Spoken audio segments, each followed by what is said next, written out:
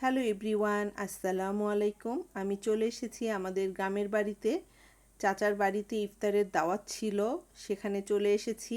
আমার চাচাতো বোন, ভাই, বউ, আমরা সবাই মিলে ইফতারের জোগাড় করে নিচ্ছি। ফলমূলগুলো ভালো মতো ধুয়ে পরিষ্কার করে কেটে নেওয়া হচ্ছে। অন্যদিকে চাচি আরও অন্য কিছু সব রেডি করে নিয়েছে আগে থেকেই। আর আরেকদিকে বাবুর্চি এসে পোলাও রান্না করছে। তো আমরা সবাই মিলে আনন্দ করছি। শুধু আমার চাচাই এই পৃথিবীতে নেই, গত রোজাতেই ছিল। চাচা সবাইকে, লোকজনদেরকে খাওয়াতে খুব ভালোবাসতো, পছন্দ করত। আমার চাচি, চাচাতো ভাই, তারা এই জিনিসটা ধরে রেখেছে। আল্লাহ তাদের হায়াত দারাজ বাড়িয়ে দিক।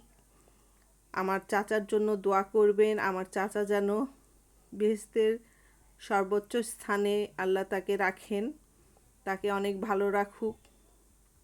এদিকে ইফতারি আমরা সবাই প্লেটে প্লেটে বেড়ে ফেলেছি। মসজিদে ছেলে মানুষরা সবাই বসেছে, বাড়ির ভিতরে বাহির দিয়ে সব মেয়ে মানুষরা আমরা সবাই ইফতারি নিয়ে বসে পড়েছি। এই ছিল আজকের ইফতারের আয়োজন। সবাই আমার চাচার জন্য দোয়া করবেন। সবাই ভালো থাকুন, সুস্থ থাকুন। আল্লাহ হাফেজ।